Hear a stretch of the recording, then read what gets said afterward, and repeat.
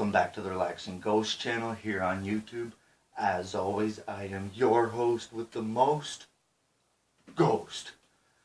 Take some time and subscribe, guys. It's getting hot out there today, boy.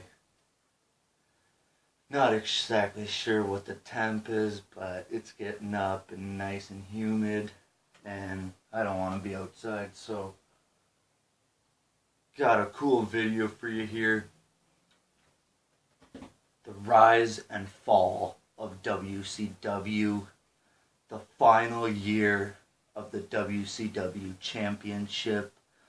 Gonna provide some stats for you and my thoughts, bad booking decisions, and bad creative, superstars leaving the company, and all in the final year of Nitro, and not just Nitro, WCW as a whole. Okay, so this video here is mainly about the final year of the WCW Championship, and all this information can be found at wikipedia.com, the list of WCW champions. We're going from October 25th, 99 to the last title reign in, title change, I should say, in November 26th of 2000. So we got a about 12-month period there, about 13-month period there of the WCW Championship. 21 title changes in that period of time. 21. Are you kidding me?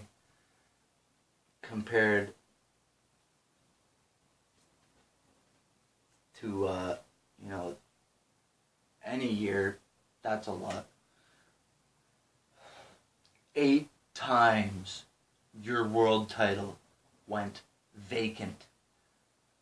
Okay, I understand 1 or 2, but 8 times your world title has been vacant in a year's period of time. I don't know how that happened. I know how it happened, but it's just unbelievable in the grand scheme of booking and running a company and producing a credible champion. You definitely don't want to vacate the title anytime, let alone 8 times in a year.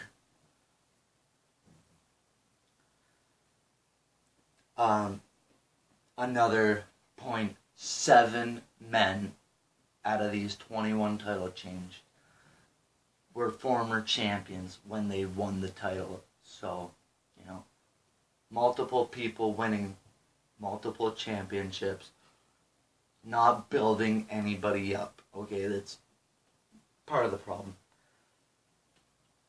2 men were non-wrestlers, Russo and Arquette. Jeff Jarrett. Okay, you guys are gonna love this. Jeff Jarrett was a 4-time world champion in just over 40 days. And his 4 reigns as champion lasted only 58 days. That is... that's not good. The good side of it was that 6 men won their first world title in this year's time. So they were producing new stars at the same time as giving the title back to older guys. I don't know if I included Russo and Arquette in that. I'll have to go back and look at the stats, but for now, I'm guessing it was 6 original men, not including Russo and Arquette.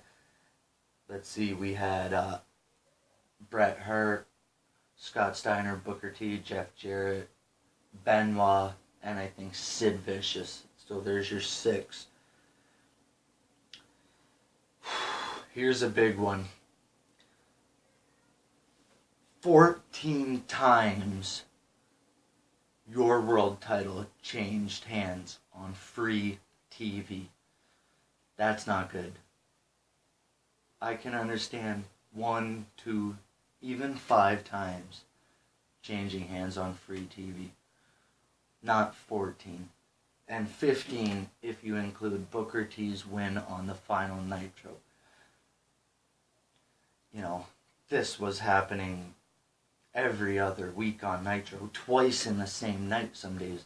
DDP lost it and won it back in the same night. I forget who else. I think Jeff Jarrett won it a week. Someone won it on Thunder, lost it on Thunder, whatever.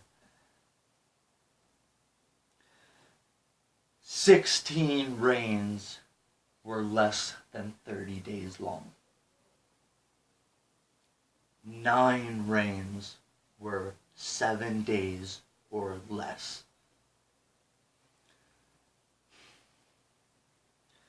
And just for a comparison, there were 19 reigns in 2000 to 11 in 1999. So that's almost double in a year's time.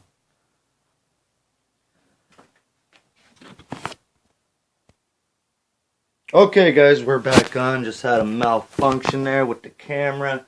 But we're back in business on the Relaxing Ghost channel. Talking about the final year of the championship. So there we got our stats, guys. You know, really horrible stats. And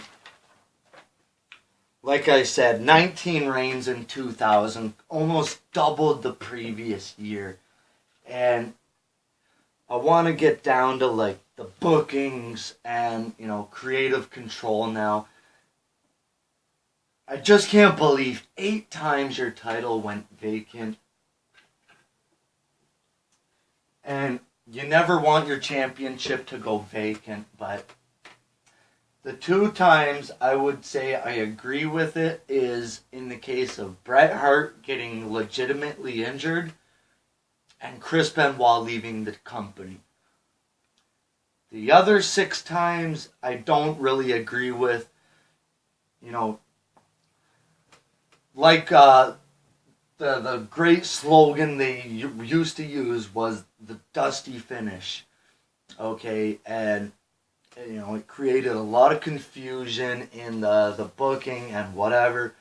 And because of that, they vacated the title, and you know, they needed this guy to look strong and this guy to look strong, but they wanted to switch the title, and you know, they ended up putting the title back on the guy who lost the title to begin with. So that's the shit I really don't like. The stuff with Jeff Jarrett being the chosen one, you know, if he was really that great, he should have went on a great long title reign, defeating all comers. And you know, the bullshit with Hogan at Bash at the Beach should have never happened. But you know, I believe that was in April of 2000 when Jarrett won his first world title. If Jarrett could have held on to it till Bash at the Beach and put over Booker T at Bash at the Beach, you know, we would have had 2 new stars ready to go, okay? You know, the thing they actually got right was at the very end of WCW was when they put the title on Scott Steiner, a legitimate heavyweight. And, you know, say what you want about Scott Steiner, but the guy, you know, he's got a great look, and maybe not the best promo, but he cuts one hell of a promo. Okay, you know, and Steiner went on a 4-month reign, I think, before putting Booker over on the final Nitro.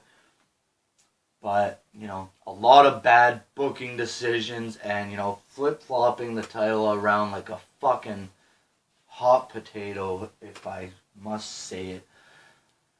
You know, I believe that's why WCW ultimately failed, is because of, you know, the failure to build a strong champion. You know, that's your core. When you have a strong champion that represents your brand, it you know, you're representing the company. People tune in to see that champion, okay? Not necessarily all the time, but in most cases, okay? When you look at guys like Dusty Rhodes and Ric Flair and Hulk Hogan, you know, very strong champions.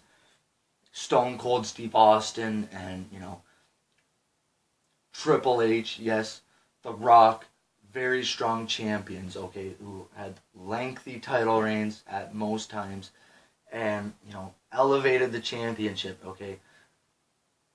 They weren't holding the title for a bullshit week or 8, 9, 12 days, okay. So that's my opinions of the final year of the WCW Championship. Let me know your guys' thoughts on it. Could WCW have, you know, persuaded AOL Time Warner to, you know, keep the company going if the ratings were a bit stronger? You know, they weren't that far behind in the Raw ratings. I don't think so, you know. They were always, I believe, you know, pretty close. It wasn't that bad. Let me know what you guys think in the comments section. Should I continue this video series, or is this just a one-off? Subscribe to the channel if you haven't already. HWM on the Twitter. We'll talk to you guys later. Peace.